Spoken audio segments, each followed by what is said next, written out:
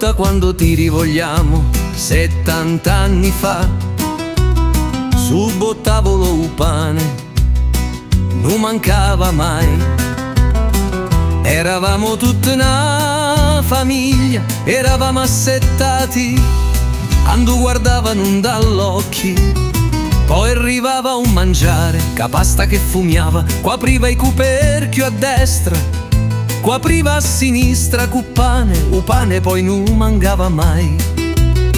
Per cuppane era prima cosa e non si toccava chi no prima, assetavamo tutti.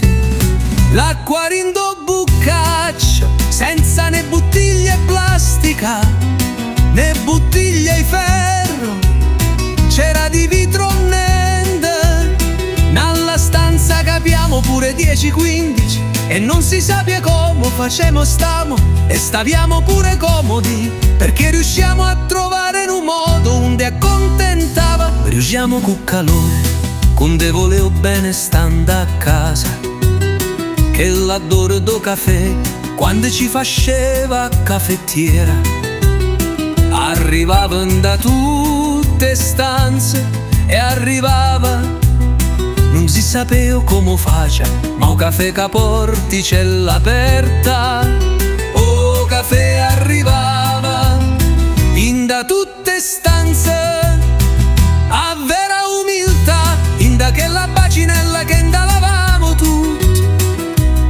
Con facile negliamo appigliamo l'acqua fuori, con chi luce ne cadevamo tutti a che termosifoni.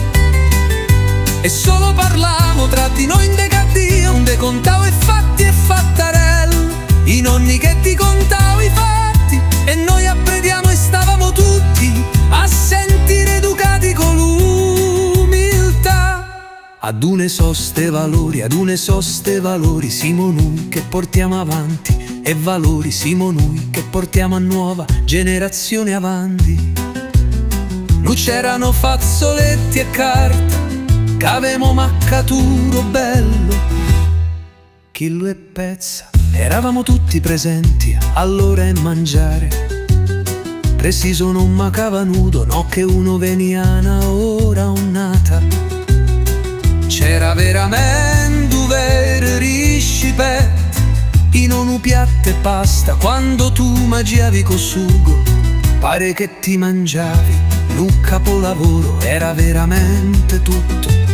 Stavamo tutti contenti, l'unione, e quando poi te ne scemo, vedemo tutto a colori.